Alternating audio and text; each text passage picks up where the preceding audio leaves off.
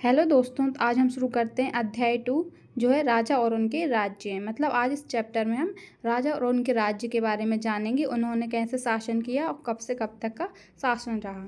तो हम शुरू करते हैं। 7वीं शताब्दी के बाद कई राजवंशों का उदय हुआ। मतलब 7वीं शताब्दी के बाद बहुत से राजा आए, उन्होंने अपने अपने तरीके से शासन किए, जैसे कि पहाड़पुर में पाल आए, मालखित में राष्ट्रकूट आए, इंद्रप्रस्थ में चैमान, गुर्जर प्रतिहार आए, पाल आए, चोल आए, बहुत से राजा आए और उन्होंने अपने हिसाब से शासन किया। तो हम बात करते हैं नए राजवंशों का उदय। मतलब राजवंशों का उदय कैसे हुआ। 7वीं सदी आते आते उपमहाद्वीप के विभिन्न भागों में बड़े भूस्वामी और योद्धा सरदार अस्तित्व में आ चुके थे। राजा लोग प्राय उन्हें अपने मातहत या सामंत के रूप में मान्यता देते थे। उनमें उम्मीद की जाती थी कि वे राजा या स्वामी के लिए उपहार लाएं, उनके दरबार में हाजिरी लगाएं और उन्हें सैन्य सहायता प्रदान करें। मतलब वो लोग उम्मीद करते थे कि उन्हें उनके दरबार में जो भी आए उन्हें उपहार लेके आए, गिफ्ट लेके आए और उनके मतलब जो प्रेजेंट रहती, क्लास में प्रेजेंट बोलते हैं उसे, हाजिरी लगाना भी बोलते हैं, वहाँ पे उपस्थिति दे अपनी। तो इस तरीके से अधिक सत्ता और संपदा हासिल करने पर सामंत अपने आप को महासामंत, महामंडलेश्वर मतलब पूरे मंडल का महान स्वामी इत्यादि घोषित कर देते थे। कभी कभी वे अपने स्वामी के आधिपत्य से स्वतंत्र हो जाने का भी दावा करते थे। इस तरह का एक उदाहरण जैसे हम देख सकते हैं ढक्कन में राष्ट्रकूटों का था। शुरुआत में वे कर्नाटक के चालुक्य राजाओं के अधीन थे। 8वीं शताब्दी के मध्य में एक राष्ट्रकूट प्रधान दंतीदुर्ग ने अपने चालुक्य स्वामी की अधीनता से इनकार कर दिया, उसे हराया और हिरण्यगर्भ नाम एक अनुष्ठान किया। जब यह अनुष्ठान ब्राह्मणों की सहायता से संपन्न किया जाता था तो यह माना जाता था कि इससे याजक जन्मना क्षत्रिय या न होते हुए भी क्षत्रिय के रूप में दोबारा क्षत्रियत्व प्राप्त कर लेगा। कुछ अन्य उदाहरणों में जैसे उद्यमी परिवारों के पुरुषों ने अपनी राजशाही कायम करने के लिए सैन्य कौशल का इस्तेमाल किया। मिसाल के तौर पर कदम मयूर शर्मन और गुर्जर प्रतिहार हरिचंद ब्राह्मण थे, जिन्होंने अपने परंपरागत पेशे को छोड़कर शास्त्र को अपना लिया और क्रमशः कर्नाटक और राजस्थान में अपना राज्य सफलतापूर्वक स्थापित किए। मतलब किसी और के दायरे में न रहकर काम शासन करना, बल्कि खुद का अपना राज्य करना, अपना शासन चलाना। राज्यों में प्रशासन। इन नए राजाओं में से कईयों ने महाराजाधिकार, राजाओं के राजा जो रहते हैं, त्रिभुवन चक्रवर्तिन मतलब 3 भुवनों का स्वामी और इसी तरह के अन्य भारी भरकम उपाधियां धारण की। लेकिन इस तरह के दावों के बावजूद वे अपने सामंतों और साथ ही साथ किसान, व्यापारी तथा ब्राह्मणों के संगठनों के साथ अपनी सत्ता की साझेदारी करते थे। इन सभी राज्यों में उत्पादकों अर्थात किसानों, पशुपालकों, कारीगरों से संसाधन इकट्ठे किए जाते थे। इनको अक्सर अपने उत्पादनों का एक हिस्सा त्यागने के लिए मनाया या बाध्य किया जाता था। मतलब जो चीज़ जहाँ से जो दे सकें, जैसे किसान अपनी फसल दे सकते हैं, पशुपालकों से कोई पशु ले लिया, इस तरीके से वह संसाधन इकट्ठा करते थे। या तो वे अपनी मर्जी से दे देते, अगर नहीं देता था जो भी तो उसे उसके लिए फोर्स किया जाता था। कभी कभी इस हिस्से को लगान मानकर वसूला जाता था, मतलब टैक्स के रूप में लिया जाता था, क्योंकि प्राप्त करने वाला भूस्वामी होने का दावा करता था। राजस्व व्यापारियों से भी लिया जाता था, मतलब जो टैक्स कर है वह व्यापारियों से भी लिया जाता था। अब हम बात करेंगे 400 कर मतलब क्या होता है। तमिलनाडु में शासन करने वाले चोल वंश के अभिलेखों में विभिन्न किस्म के करों के लिए 400 से ज़्यादा सूचक मिलते थे। सबसे अधिक उल्लेखित कर है बेटी, जो नगद की बजाय जबरन श्रम के रूप में लिया जाता था। मतलब जो टैक्स जो ज़बरदस्ती देना पड़ता था अपनी मर्जी के खिलाफ जाकर, यानी जबरन श्रम। और कदमाई यानी कि भू राजस्व थे। मकान पर साजन डालने लगने वाला कर, खजूर या ताड़ के पेड़ पर चढ़ने के लिए सीढ़ी के इस्तेमाल पर लगने वाला कर, पारिवारिक संपत्ति का उत्तराधिकारी हासिल करने के लिए लगने वाला कर इत्यादि का भी उल्लेख मिलता है। मतलब इतनी तरह के करों का उल्लेख भी मिलता है हमें इसमें। ये संसाधन राजा की व्यवस्था का वित्तीय आधार बनते थे, साथ ही मंदिरों और दुर्ग के निर्माण में भी इस्तेमाल होते थे। मतलब जो कर इकट्ठे किए जाते थे लोगों से, वह किसी मंदिर के निर्माण में या किसी किले बनवाने के निर्माण में यूज़ होते थे। संसाधन उन युद्धों को लड़ने में भी इस्तेमाल होते थे जिनसे लूट की शक्ल में धन मिलने की तथा जमीन और व्यापारी मार्गों के प्रयोग की संभावनाएं बनती थीं। राजस्व वसूली के लिए पदाधिकारियों की नियुक्ति सामान्यतः प्रभावशाली परिवारों के बीच से ही की जाती थी और प्रायः वंशानुगत होती थी। सेना में भी ऐसा ही होता था। कई बार राजा के निकट संबंधी ही इन ओहदों पर होते थे। मतलब जो राजा के आसपास रहता, जैसे कोई बड़ी पोस्ट पे रहता है, मतलब अच्छा खासा इंसान रहता है जिसके पास पैसे भी हो, धन भी हो। ऐसा नहीं कि गरीब किसी को भी उठा के अधिकारी बना देते थे, जो राजस्व की वसूली करता था, जो टैक्स लेता था, वसूलता था, तो वो अच्छे परिवार से ही वो रहता था, तभी उसे बनाया जाता था, या फिर जो राजा जिसे अच्छे से जानता उसे वो पद दे दिया जाता था और वह वंश के आधार पर चलता रहता था। अब हम बात करेंगे प्रशस्तियाँ और भूमि अनुदान, ये क्या है। प्रशस्तियों में ऐसे ब्यौरे होते हैं जो शब्दांश सत्य नहीं भी हो सकते हैं, लेकिन ये प्रशस्तियाँ हमें बताती हैं कि शासक खुद को कैसे दर्शाना चाहता है। मतलब खुद की प्रशंसा करना प्रशस्तियाँ का मतलब होता है। मिसाल के लिए सूरवीर, विजय और योद्धा के रूप में ये विद्वान ब्राह्मणों द्वारा रची गई थी, जो अक्सर प्रशासन में मदद करते थे। राजा लोग प्रायः ब्राह्मणों को भूमि अनुदान से पुरस्कृत करते थे। ये ताम्र पत्रों पर अभिलिखित होते थे जो भूमि पाने वालों को दिया जाता था। मतलब ये सब ताम्र पत्रों पर उल्लिखित होते थे। अब हम छोटी सी जानकारी देखते हैं कि नागभट्ट की उपलब्धियाँ क्या थीं। कई शासकों ने प्रशस्तियों में अपनी उपलब्धियों का बखान किया है। संस्कृत में लिखी गई ग्वालियर मध्य प्रदेश में पाई गई एक प्रशस्ति में प्रतिहार नरेश नागभट्ट के कामों का वर्णन इस प्रकार किया गया है। मतलब एक प्रशस्तियों में हमें नागभट्ट के बारे में जानकारी मिलती है। वह आंध्र, सैंदम, सिंध, विदर्भ, महाराष्ट्र का एक हिस्सा जो है, और कलिंग जो उड़ीसा का एक हिस्सा है, कि राजा उनके आगे तभी धराशायी हो गए जब वे राजकुमार थे। मतलब वो इतने वो थे कि उनके आगे राजा धराशायी हो गए जब वो राजकुमारी थी केवल। राजकुमार थे।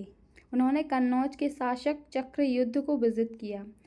उन्होंने बंगाल का हिस्सा, अनर्त गुजरात का हिस्सा, मालवा जो मध्य प्रदेश का हिस्सा है, और कीरत बनवासी और तुरुस्क जो तुर्क का हिस्सा है, वत्स्य, मत्स्य दोनों उत्तर भारत के राज्य हैं, राजाओं को पराजित किया। मतलब उनकी इतनी प्रशस्तियाँ की गई कि मतलब उन्हें इतना सूरवीर दर्शाया गया कि वह राजकुमार थे, तभी उनने इतने लोगों को परास्त किया। और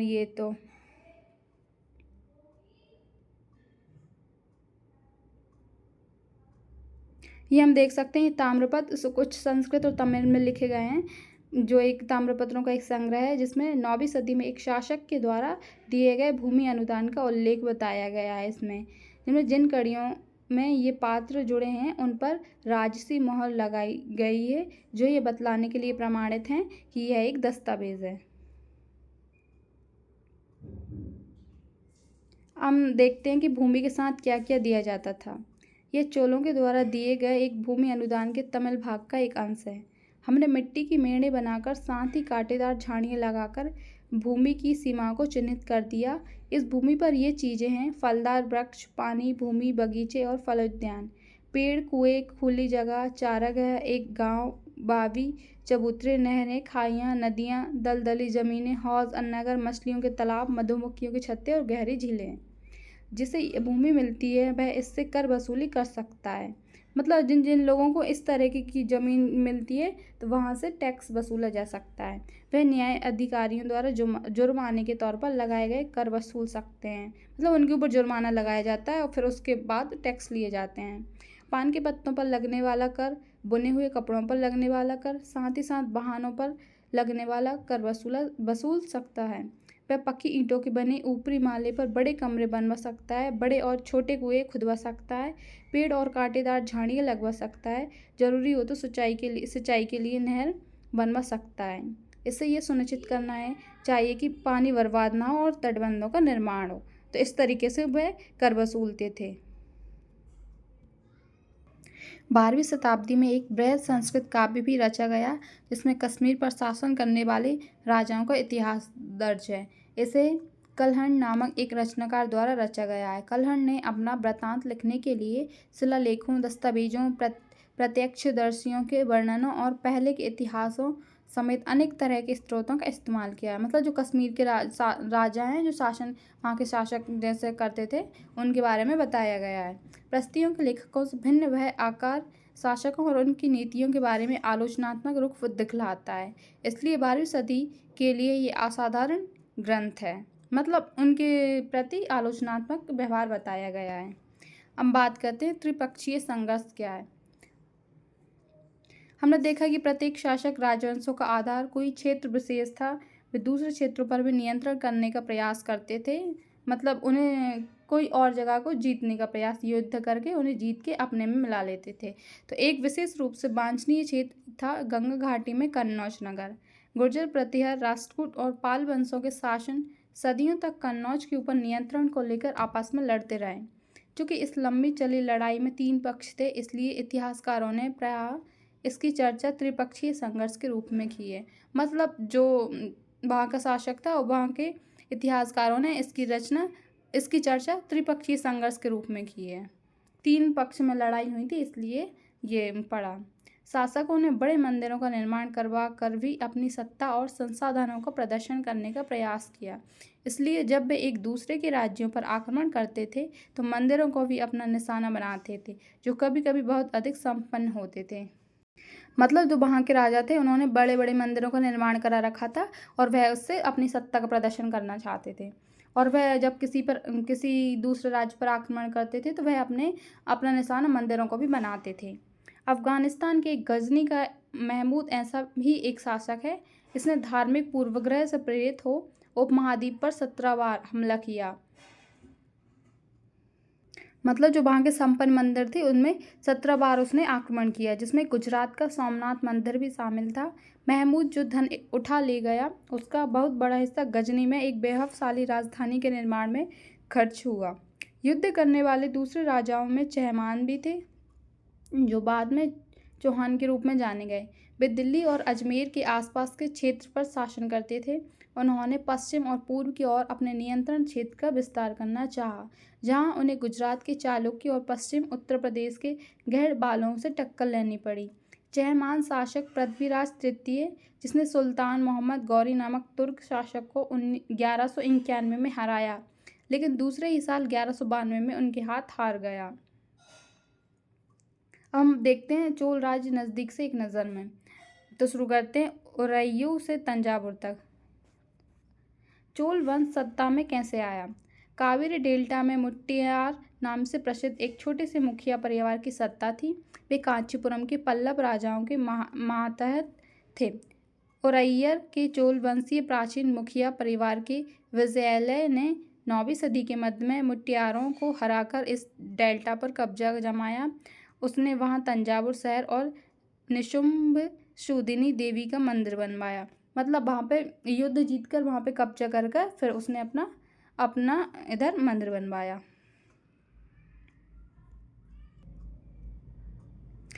विजयालय के उत्तराधिकारियों ने पड़ोसी इलाकों को जीता और उसका राज्य अपने क्षेत्रफल तथा शक्ति दोनों रूपों में बढ़ता गया। मतलब जैसे जैसे वे युद्ध जीतते गए और जिस जगह का युद्ध जीता उस राज्य को अपने कब्जे में कर लिया और अपने क्षेत्रफल में मिला लिया और अपनी शक्ति को बढ़ाते गए। दक्षिण और उत्तर के पांड्यन और पल्लव के इलाके इस राज्य का हिस्सा बना लिए गए।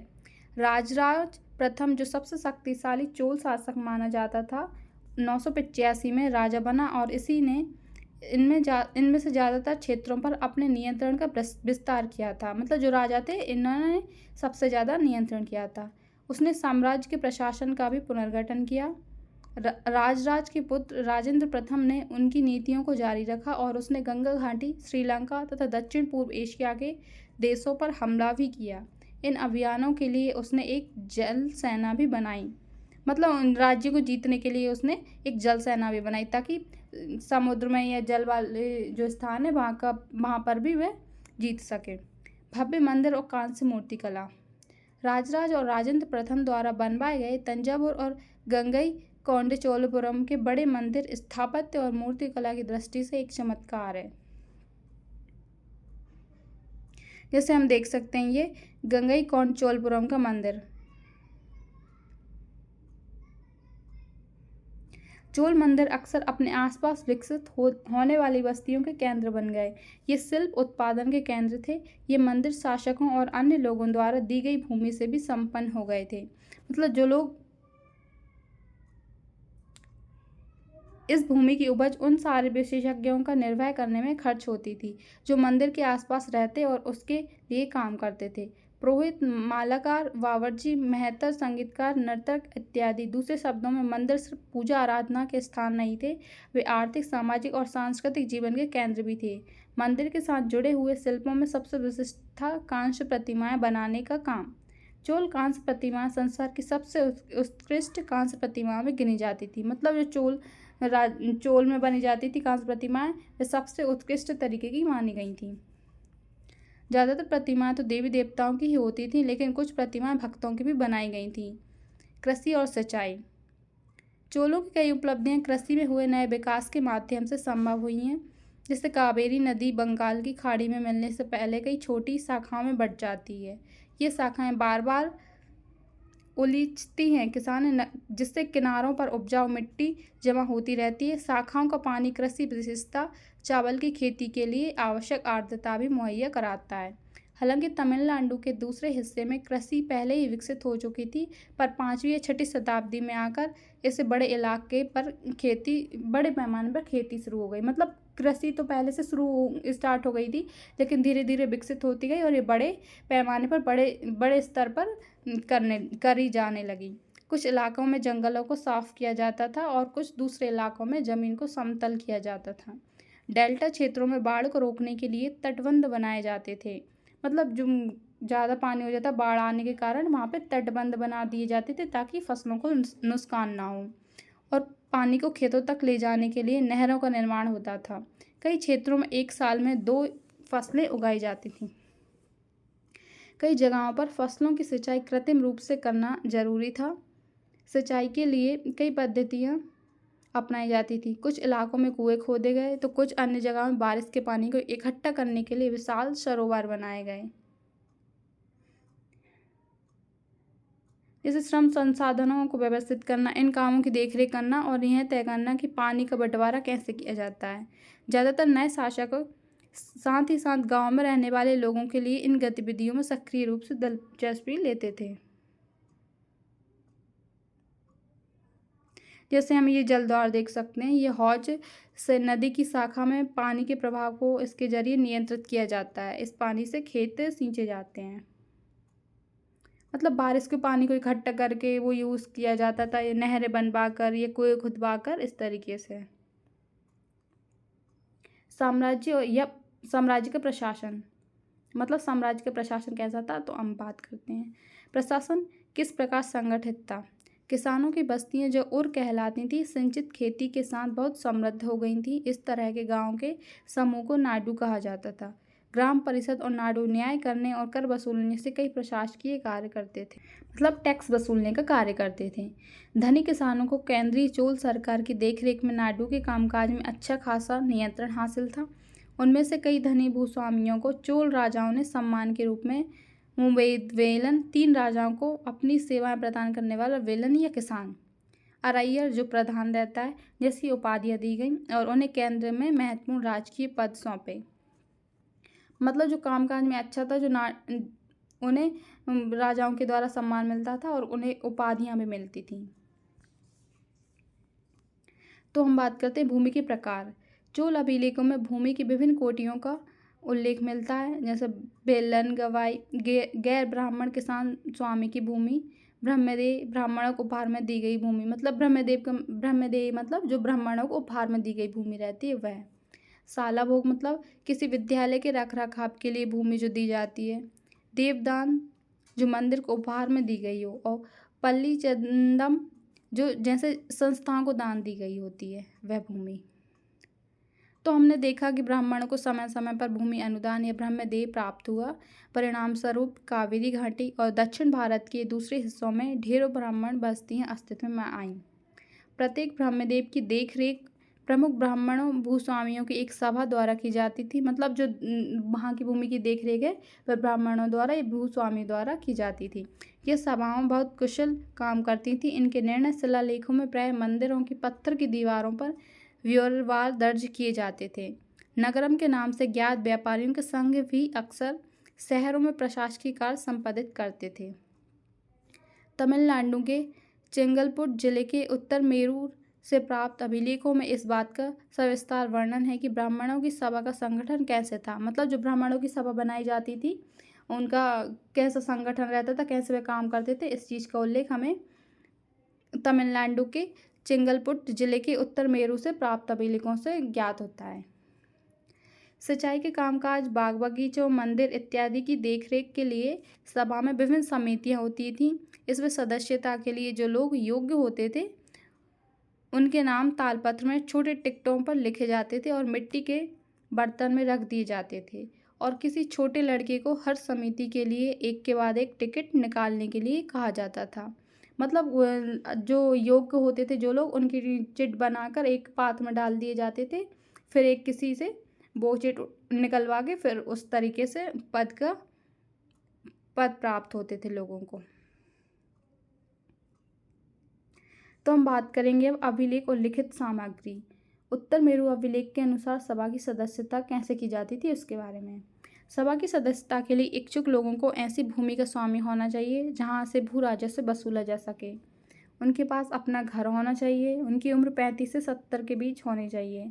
उन्हें वेदों का ज्ञान होना चाहिए। उन्हें प्रशासनिक मामलों की अच्छी जानकारी होनी चाहिए और ईमानदार होना चाहिए।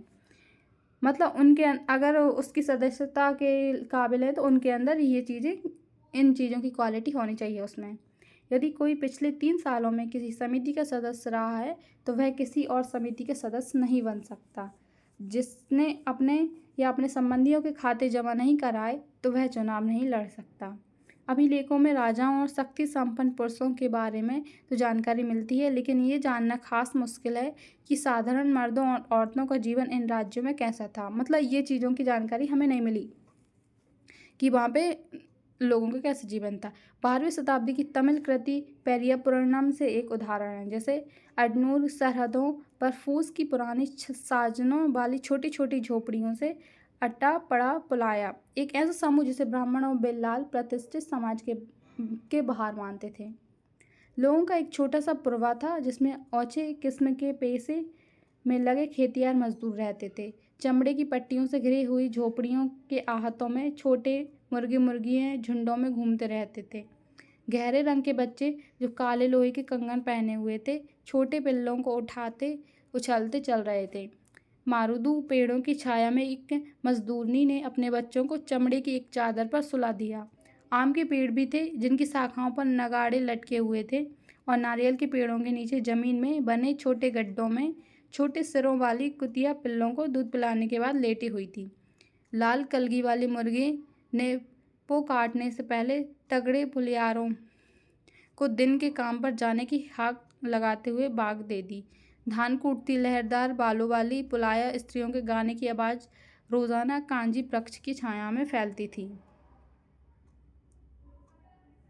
मतलब एक समूह था, उसके बारे में इस तरीके से बताया गया कि वे कैसे रहते थे, वहाँ के लोग क्या करते थे, उस बारे में बताया गया है।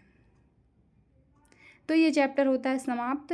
तो इस चैप्टर में हमने बहुत सी जानकारी प्राप्त की, जैसे सामान्य मंदिर कैसे क्या थे, और नाडु क्या था, सभा कैसे होती थी, कैसे क्या था, और कैसे हमने राजा और राज्यों के उनके साम्राज्य के बारे में देखा। तो इस चैप्टर में हमने बहुत सी जानकारी है जुटाई। तो हम मिलते हैं अगले अध्याय में।